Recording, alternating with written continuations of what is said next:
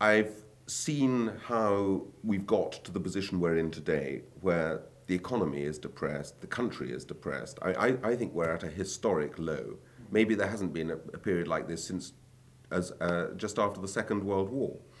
So naturally, very concerned about that, rather frustrated and, frankly, rather angry.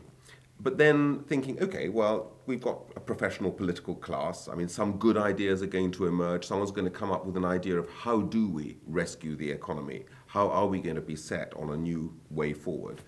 And the months went by, listening to the radio, watching television, and there were no answers that I found convincing. I hold Brown personally responsible for a lot of the mess that we're in now. That's one side of the story. But I think I've also got some ideas as well. I will stand as an independent.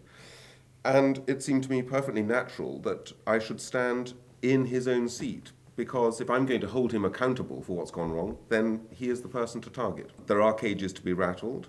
There are false promises to be exploded. Yeah. There is a bad record to be held up to the light. And that's the record of the Labour Party and Gordon Brown in particular, first as Chancellor and then as Prime Minister. Yeah.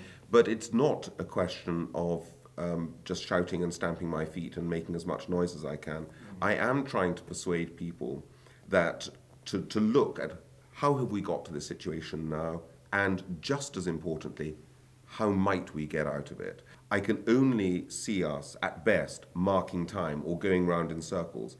The likelihood is that it's going to get worse. I see the infrastructure in this country deteriorating, cuts right across the spectrum of public spending being implemented. But almost more importantly than that, the damage will be done through lack of investment.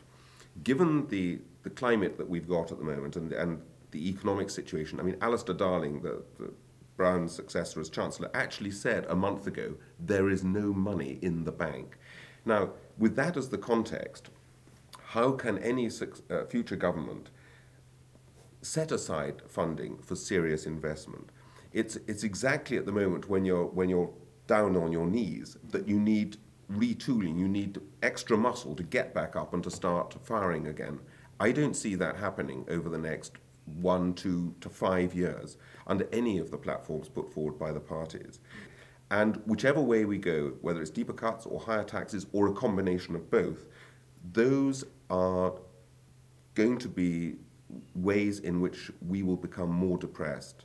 And this extraordinarily talented and creative and great country is still going to be in a downward circle.